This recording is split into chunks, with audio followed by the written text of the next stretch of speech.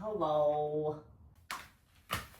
Hello, and welcome to my video. I am Kim Kent. We are going to do a series today, and it's called How to Do. So today we are going to how do you do? We are going to do battement dégagé. In my last video, we did battement tendu. So the battement dégagé is actually just an extension of that. So if you're like, dégagé, what are you talking about?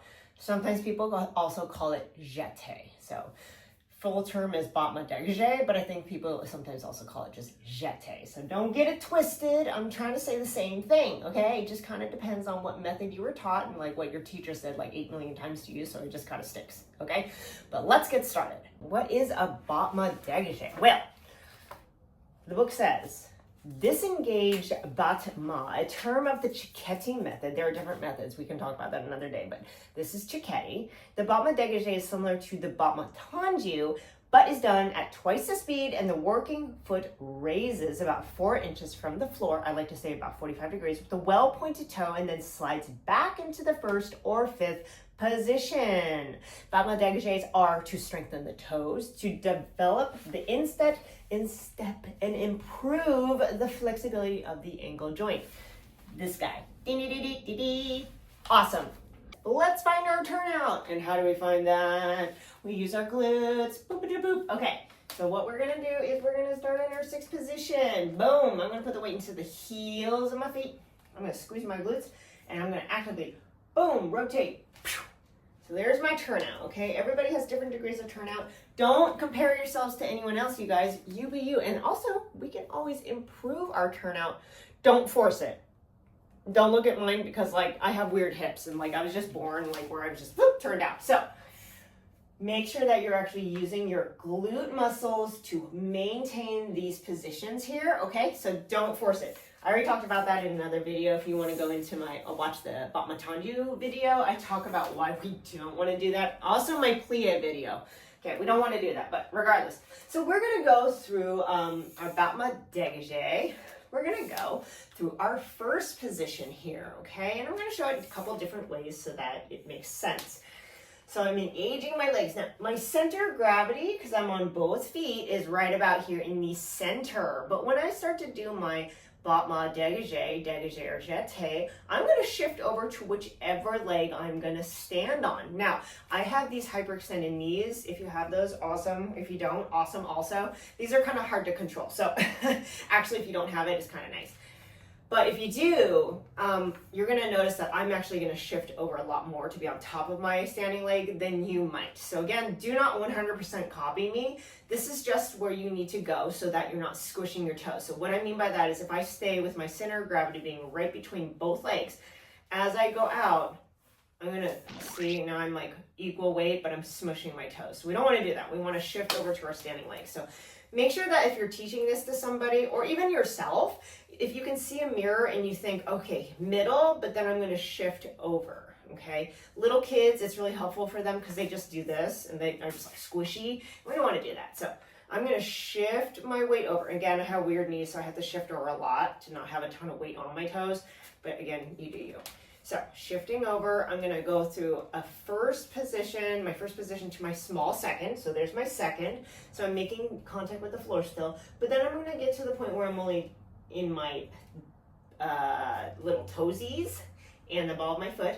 From there, I'm going to go to my tendu. So you should still have connection with the floor, but again, we're not smashing.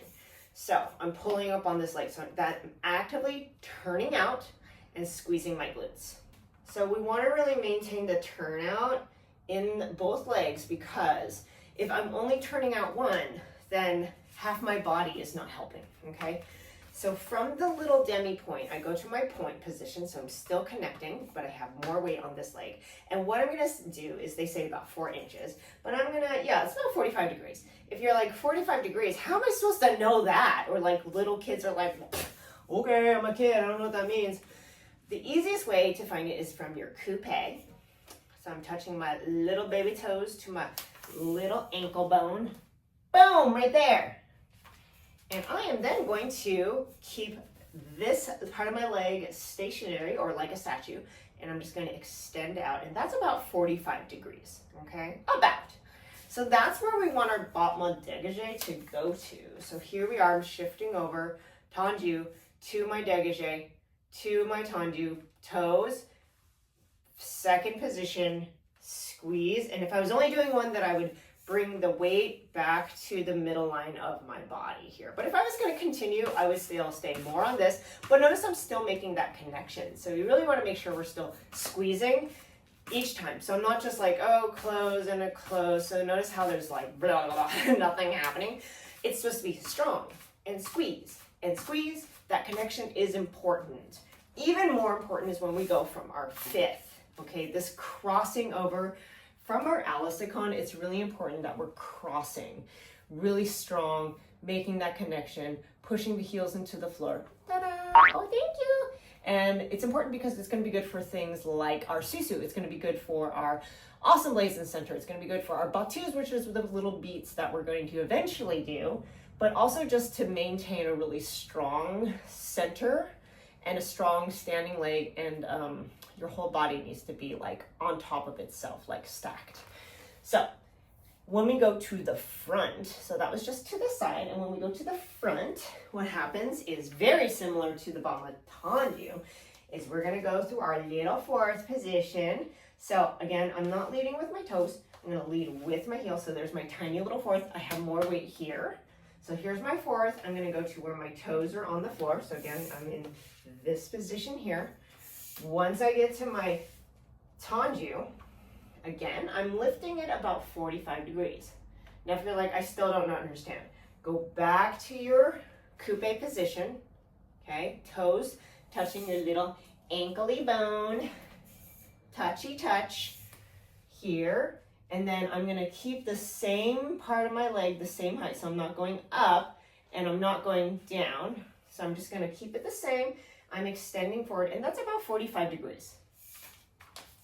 Okay, back to our tendu, touching the toes, ball of the foot, pulling the toes back. And then again, if I was only doing one, I would shift my weight to the middle part of my body in between my legs. But if I was gonna continue, I still make this connection, so I'm still squeezing my thighs, but I'm maintaining more weight on my standing leg, okay? To the back is the same thing. Ah, you guys are so smart.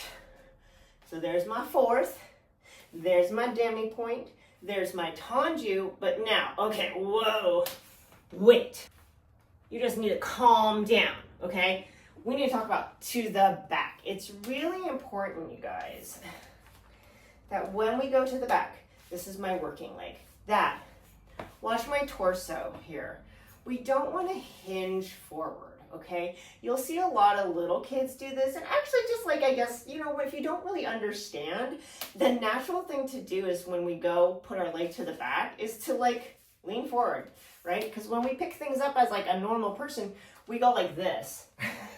If you have watched my plie, grand plie video, you should, number one. But number two, when we go down in ballet, we go like this. Naturally, if we bend our knees to pick something up as humans, we go booty out like this.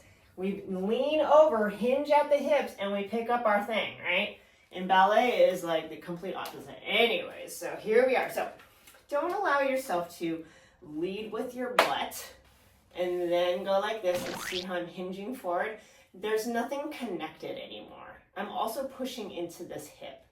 Okay, so I'm pushing my butt backwards. Okay, we don't need to do that. The only time that we want to come forward with our torso is if our leg is super high. And guys, we're on the floor. Even 45 degrees, we don't need to, right? Okay, so what happens is this. As I begin to release my working leg, the standing leg, I need to remember to squeeze my turnout muscles, squeeze. And then I'm gonna think about my hip flexors right here in the front.